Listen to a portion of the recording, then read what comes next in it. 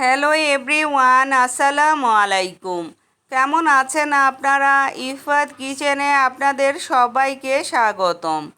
Eid special আলু দিয়ে খাসির মাংসের ঝোল রেসিপি নিয়ে আজকে হাজির হয়েছি। আশা করি আপনাদের ভালো লাগবে। এখানে সমস্ত উপকরণগুলো আমি কেটে ধুয়ে পরিষ্কার করে নিয়েছি। এখন রান্নাটা শুরু করব। চুলায় একটা প্যান বসিয়ে আধা কাপ রান্নার রেগুলার তেল দিয়েছি। তেলটা গরম হয়ে আসলে আস্ত গরম মশলাগুলো আমি দিয়ে দেব।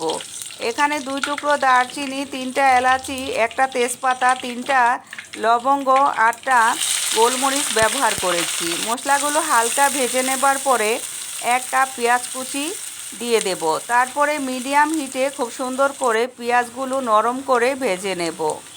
পেঁয়াজটা যখন নরম হয়ে যাবে তখন 1 চা চামচ লবণ, উঁচু করে 2 চা চামচ আদা রসুনের পেস্ট দিয়ে দেব। তারপরে আদা রসুনের পেস্টটা হালকা ভেজে নেব যাতে আদা রসুনের কাঁচা গন্ধটা চলে যায়। কিছুক্ষণ ভেজে নেবার পরে আধা কাপ পানি এখানে দেব। তারপরে শুকনা মশলাগুলো এক এক করে দিয়ে দেব যাতে মশলাগুলো পুড়ে না যায়। 1.5 চা চামচ দিয়েছি হলুদের গুঁড়া, 2 চা চামচ দিয়েছি মরিচের গুঁড়া। ঝালটা আপনাদের পছন্দ মতো আপনারা ব্যবহার করতে পারেন। 1 চা চামচ করে জিরার গুঁড়া, ধনিয়ার গুঁড়া দিয়েছি। এখন মিডিয়াম হিটে মশলাগুলো খুব সুন্দরভাবে কষিয়ে নেব।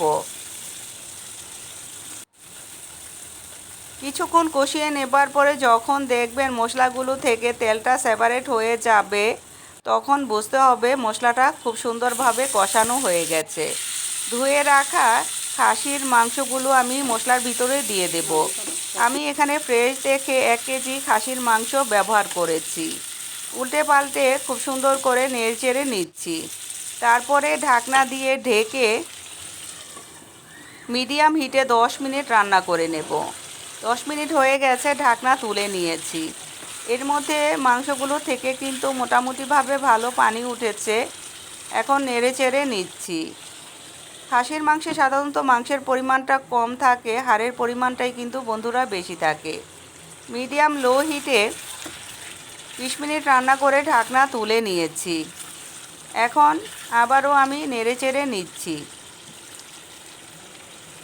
তারপরে এখানে আমি আলুটা অ্যাড করব।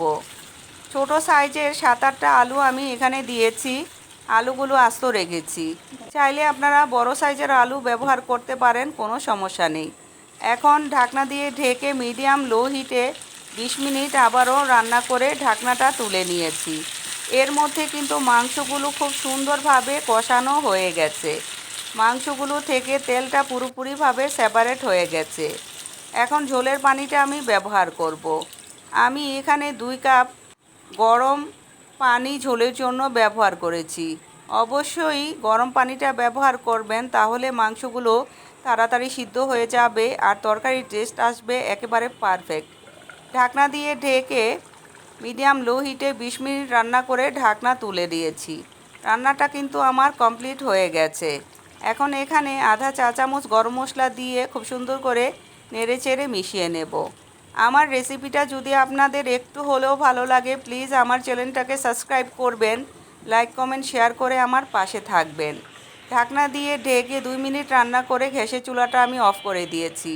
ঢাকনা তুলে দেখাচ্ছি ফাইনাল লুকটা। দেখেন মাশাআল্লাহ কতটা লোভনীয় হয়েছে। যাই হোক বন্ধুরা, ভালো থাকবেন, সুস্থ থাকবেন, আমার জন্য দোয়া করবেন। দেখা হবে ইনশাআল্লাহ নতুন কোনো রেসিপিতে। আল্লাহ হাফেজ।